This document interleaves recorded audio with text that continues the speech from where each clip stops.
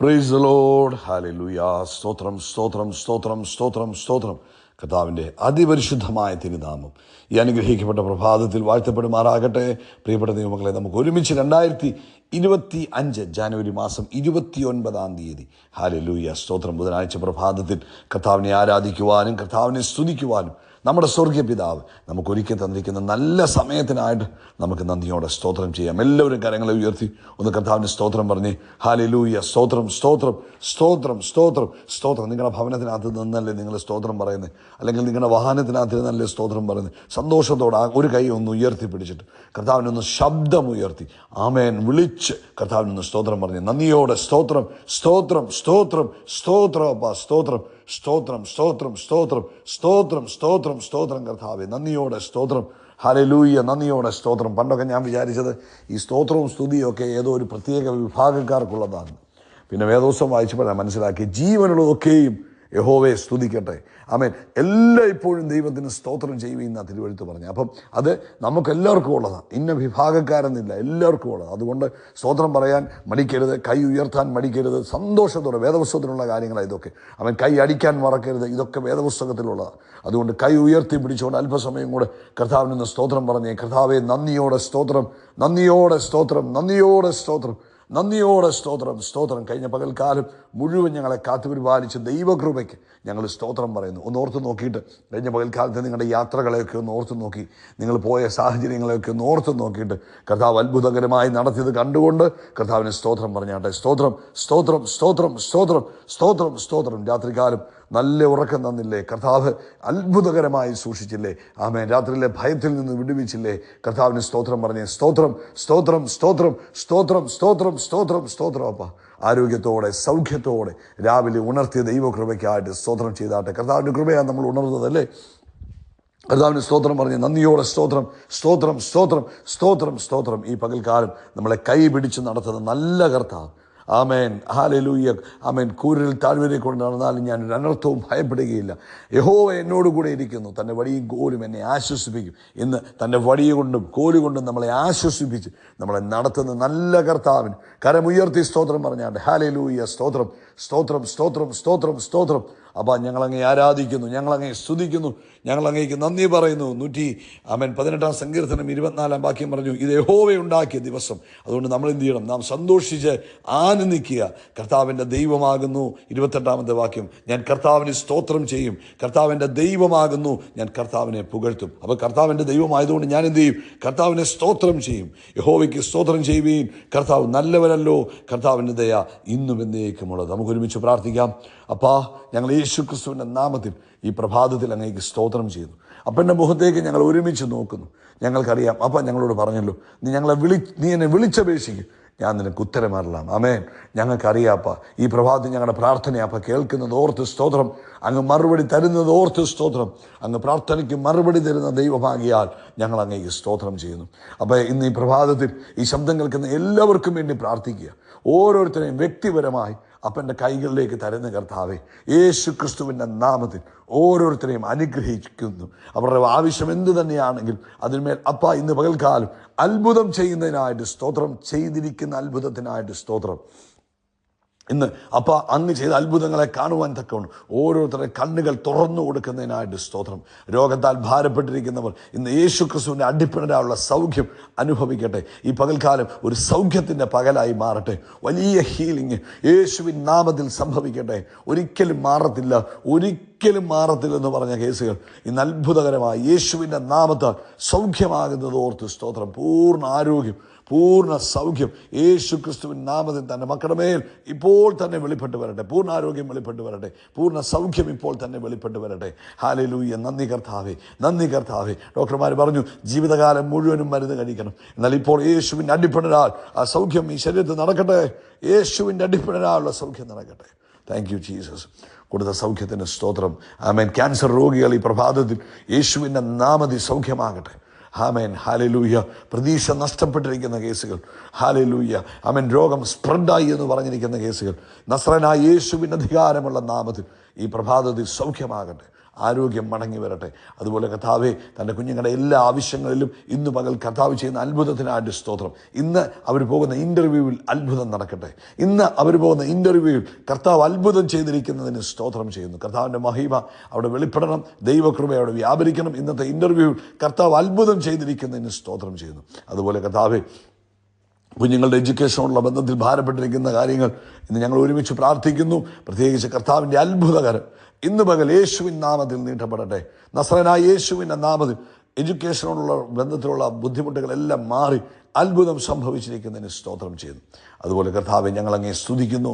ലോകത്തെമ്പാടും കർത്താവിൻ്റെ വേല ചെയ്യുന്ന കർത്താവിൻ്റെ ദാസീദാസന്മാരെ ഞങ്ങൾ അനുഗ്രഹിക്കുന്നു. ദൈവം വലിയ കാര്യങ്ങൾ ഇന്ന് പകൽക്കാലം അവർക്ക് വേണ്ടി ചെയ്യണം, സംരക്ഷിക്കണം.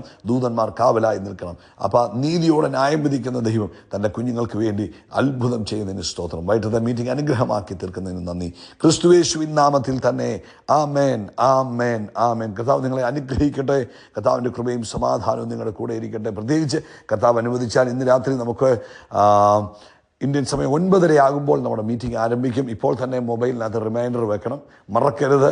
ആമേൻ. നിങ്ങളുടെ ജീവിതത്തിൽ ഇത് അനുഗ്രഹത്തിൻ്റെ കാരണമാണ്. നിങ്ങൾക്ക് മാത്രമല്ല, നിങ്ങളുടെ ഫാമിലിക്ക് മുഴുവനും ബ്ലെസ്സിങ് ആകും. അതുപോലെ നിങ്ങൾ മറ്റുള്ളവർക്ക് ഷെയർ ചെയ്ത് കൊടുക്കണം, അവരെ നിങ്ങൾ ഇൻവൈറ്റ് ചെയ്യണം. ഞാൻ ചോദിക്കട്ടെ, നിങ്ങളുടെ ജീവിതത്തിൽ നന്മ ലഭിക്കുമ്പോൾ, സന്തോഷം ലഭിക്കുമ്പോൾ എന്തുകൊണ്ടാണ് മറ്റുള്ളവരോടൊന്ന് പങ്കുവെക്കാതെ? അവരോട് അനുഗ്രഹം പ്രാപിക്കട്ടെ. അതുകൊണ്ട് ഇതുവരെ പറയാത്ത ചിലരോട് ഇന്ന് പറയണം, അവരും ജോയിൻ ചെയ്യണം, അവരെ ഓർപ്പിക്കണം. ആ സമയമാകുമ്പോൾ നമ്മളൊന്ന് ഓർപ്പിച്ചേക്കണം കേട്ടോ. അവരോടൊന്ന് പറയണം, ബ്രദറെ മീറ്റിംഗ് തുടങ്ങാറായി, അല്ലെങ്കിൽ സിസ്റ്ററെ മീറ്റിംഗ് തുടങ്ങാറായി, കയറാൻ പറയണം. ഓക്കെ, നമുക്കെല്ലാവർക്കും ഇന്നത്തെ മീറ്റിങ്ങിൻ്റെ അനുഗ്രഹത്തിന് വേണ്ടി ഒരു വാക്ക് പ്രാർത്ഥിക്കാം. പിതാവേ, ഞങ്ങൾ ഒരുമിച്ച് ഞങ്ങളുടെ കൈകളെ ഉയർത്തി യേശുക്രിസ്തുവിൻ്റെ നാമത്തിൽ ഇന്നത്തെ മീറ്റിംഗ് അനുഗ്രഹിക്കുന്നു. സ്വർഗത്തിലെ അപ്പ നേരിട്ടിറങ്ങി വന്ന് ഞങ്ങളോട് സംസാരിക്കുന്ന ഒരു മീറ്റിംഗായി മാറണം. യേശുക്രിസ്തുവിൻ നാമത്തിൽ തന്നെ ആമേൻ, ആമേൻ, ആമേൻ. കർത്താവ് അനുഗ്രഹിക്കട്ടെ. ദൈവകൃപ കൂടെ ഇരിക്കട്ടെ. കർത്താവ് അനുവദിച്ചാൽ ഫെബ്രുവരി മാസം 2, 3, 4 തീയതികളിൽ നമ്മുടെ ഉപവാസ പ്രാർത്ഥനയുണ്ടാകും. പ്രാർത്ഥിക്കുക അതിനു വേണ്ടി കേട്ടോ. ഓക്കെ, ഇന്ന് പ്രഭാതത്തിൽ അപ്പോസ്തല പ്രവൃത്തി 10-ാം അധ്യായത്തിൽ നമ്മുടെ കൊർന്നല്യോസിൻ്റെ കഥയിൽ നിന്നും ഒരു ഉപദേശമാണ് പരിശുദ്ധാത്മാവ് നമുക്ക് നൽകുന്നത്. 10-ാം അധ്യായത്തിൻ്റെ 2-ാമത്തെ വാക്യത്തിൽ ഇങ്ങനെയാണ് പറയുന്നത്: അവൻ ഭക്തനും സകല ഗ്രഹത്തോടും കൂടെ ദൈവത്തെ ഭയപ്പെടുന്നവനുമായി ജനത്തിന് വളരെ ധർമ്മം കൊടുത്തു, എപ്പോഴും പ്രാർത്ഥിച്ചു പോകുന്നു എന്നാണ് പറഞ്ഞത്. എന്നാ ചെയ്ത്? എപ്പോഴും പ്രാർത്ഥിച്ചുകൊണ്ടിരുന്ന ഒരു മനുഷ്യനായിരുന്നു കൊർന്നല്യോസ്.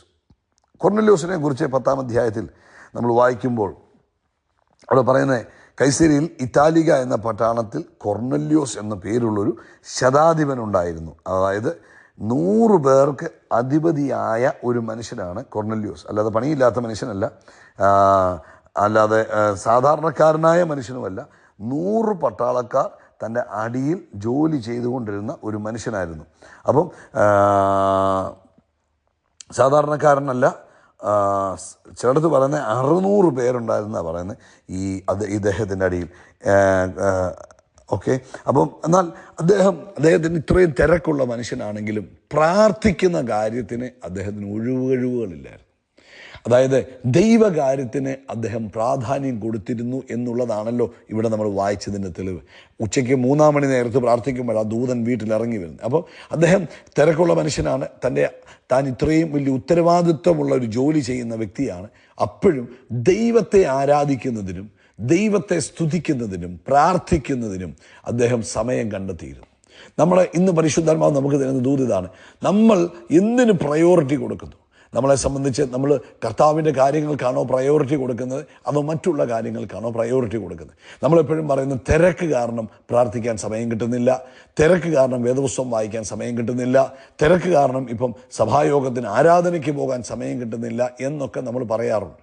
പലതരത്തിലുള്ള തിരക്ക്. ചിലർക്ക് കൊച്ചുങ്ങളെ വളർത്തുന്നതിൻ്റെ തിരക്ക്, ചിലർക്ക് ജോലി തിരക്ക്, ചിലർക്ക് വീട്ടിലെ കാര്യങ്ങൾ നോക്കുന്നതിൻ്റെ തിരക്ക്, അങ്ങനെ പലതരത്തിലുള്ള തിരക്കുകളാണ്. ചിലർക്ക് സോഷ്യൽ കാര്യങ്ങൾ മുഖാന്തരം ഉണ്ടാകുന്ന തിരക്ക്, പാർട്ടി, ഇങ്ങനെയുള്ള കാര്യങ്ങൾ. പക്ഷേ വേദപുസ്തകം നമ്മളെ പഠിപ്പിക്കുന്നു, ദൈവകാര്യത്തിന് പ്രയോറിറ്റൈസ് നമ്മുടെ ലൈഫിൽ ചെയ്തെങ്കിൽ മാത്രമേ ദൈവം നമ്മുടെ കാര്യത്തിലും ഇടപെടുകയുള്ളൂ. മുമ്പേ നീ എൻ്റെ രാജ്യവും നീതിയും അന്വേഷിക്കാനാണ് പരിശുദ്ധാത്മാവ് പറഞ്ഞത്. അതുകൊണ്ട് ഇന്ന് ഈ സന്ദേശം കേൾക്കുന്ന എല്ലാ പ്രിയപ്പെട്ടവരോടും പറയുവാനുള്ളത്, നിങ്ങൾ എത്ര തിരക്കുള്ള ബിസിനസ്സുകാരനായാലും വലിയ ഉദ്യോഗസ്ഥനായാലും ചെറിയ ഉദ്യോഗസ്ഥരായാലും ആമേൻ, എത്രയൊക്കെ തിരക്കുണ്ടെന്ന് പറഞ്ഞാലും ദൈവത്തിന് വേണ്ടി കൊടുക്കുന്ന സമയം, അതിനകത്തുനിന്ന് മറ്റൊന്നിനും നിങ്ങൾ സമയം മാറ്റരുത്. ആരാധനയ്ക്ക് സഭായോഗത്തിന് പോകേണ്ട സമയത്ത് സഭായോഗം മാത്രം നടക്കട്ടെ. അതുകൂടാതെ ഈ പറഞ്ഞ പോലെ പ്രാർത്ഥന, ആരാധന, വീട്ടിലെ പ്രാർത്ഥന, ഇതിനൊക്കെ നിങ്ങൾ സമയം വേർതിരിച്ചു വെക്കണം. നിങ്ങൾ പ്രയോറിറ്റി ചെയ്താൽ, ദൈവത്തിൻ്റെ കാര്യത്തിന് നിങ്ങൾ മുൻഗണന കൊടുത്താൽ, നിങ്ങളുടെ കാര്യത്തിന് ദൈവം മുൻഗണന തരും. നമുക്ക് അപ്പോസ്തലപ്രവൃത്തി വേറൊരു സംഭവമുണ്ട്. അപ്പോസ്തലപ്രവൃത്തി 16-ാം അധ്യായത്തിൽ ലുദിയ എന്ന് പറയുന്ന ഒരു ബിസിനസ്സുകാരിയെ നമുക്ക് കാണാൻ കഴിയും. ലുദിയ എന്ന് പറയുന്ന ഒരു ബിസിനസ്സുകാരിയെ നമുക്ക് കാണാൻ കഴിയും. അവൾ താൻ പൗലോസോട് പ്രസംഗിച്ചുകൊണ്ടിരിക്കുമ്പോൾ, താൻ ഒരു ബിസിനസ്സുകാരിയാണെങ്കിലും താൻ പൗലോസിൻ്റെ പ്രസംഗം കേട്ടുകൊണ്ടിരുന്നു, അല്ലെങ്കിൽ അതിന് പ്രാധാന്യം കൊടുത്തു. അതുകൊണ്ട് എന്ത് പറ്റി? ഈ ബിസിനസ്സുകാരി എന്ന് പറഞ്ഞാൽ സാധാരണ ബിസിനസ്സുകാരിയല്ല, VIP-കളുടെ ഡ്രസ്സ് കൊടുക്കുന്ന ബിസിനസ്സായിരുന്നു ലുദിയയ്ക്കുണ്ടായത്. പക്ഷെ അതിൻ്റെ നടുവിലും ദൈവത്തിന് പ്രാധാന്യം കൊടുത്തപ്പോൾ ദൈവം അവിടെ ഹൃദയത്തെ തുറന്നു, അവിടെ കുടുംബത്തെ രക്ഷിക്കുവാൻ ഇടയായി. അതുകൊണ്ട് ഇന്ന് സന്ദേശം കേൾക്കുന്ന പ്രിയപ്പെട്ട മാതാപിതാക്കളെ, സഹോദരൻ, നമ്മൾ പലപ്പോഴും ഒഴിവ് കഴിവുകൾ പറയും. നോ, ദൈവകാര്യത്തിൽ ഒഴിവ് കഴിവുകൾ പറയല്ലേ. ആമേൻ. മീറ്റിങ്ങിൽ പങ്കെടുക്കുന്നതിന് ഒഴിവ് കഴിവുകൾ പറയരുത്. ആമേൻ. വീട്ടിലെ പ്രാർത്ഥനയ്ക്ക് ഒഴിവ് കഴിവുകൾ പറയരുത്. ഇന്നിപ്പോൾ നമ്മൾ വീട്ടിൽ പുറത്തെല്ലാം പോയിട്ട് താമസിച്ചു വന്നു, അതുകൊണ്ട് ഇന്നിരാവായിട്ട് പ്രാർത്ഥിക്കേണ്ട, അങ്ങനെ ഒരു ചിന്തയുണ്ടാകരുത്. ഇന്നിപ്പോൾ താമസിച്ചായിരുന്നേറ്റ്, ഇനിയിപ്പോൾ രാവിലെ പ്രാർത്ഥിക്കാൻ സമയമില്ല, ജോലിക്ക് പോകണം. നോ, അങ്ങനെ നമ്മൾ കുറയ്ക്കേണ്ടത് പ്രാർത്ഥനയുടെയും വചനധ്യാനത്തിൻ്റെയും ആരാധനയുടെയും സഭായോഗത്തിൻ്റെയും സമയമല്ല, മറ്റുള്ള സമയങ്ങൾ വേണം വെട്ടിക്കുറയ്ക്കാൻ. പക്ഷേ അപ്പോൾ എല്ലാത്തിനും നമ്മളൊരു പ്ലാൻ ചെയ്ത് കഴിഞ്ഞാൽ നമുക്ക് കൃത്യമായിട്ടെല്ലാം ചെയ്യാൻ കഴിയും കേട്ടോ. അതുകൊണ്ട് ആരാധന, പ്രാർത്ഥന, ഇതിനൊക്കെ മുൻഗണന കൊടുക്കുക. അപ്പോൾ ഈ 2025 ഏഞ്ചലിക് വിസിറ്റേഷൻ്റെ വർഷമാണ്.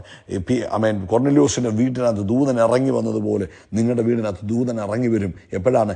ദൈവകാര്യത്തിന് പ്രാധാന്യം കൊടുക്കുമ്പോൾ. കർത്താവ് നിങ്ങളെ അനുഗ്രഹിക്കട്ടെ. തീരുമാനമെടുക്കണം കേട്ടോ.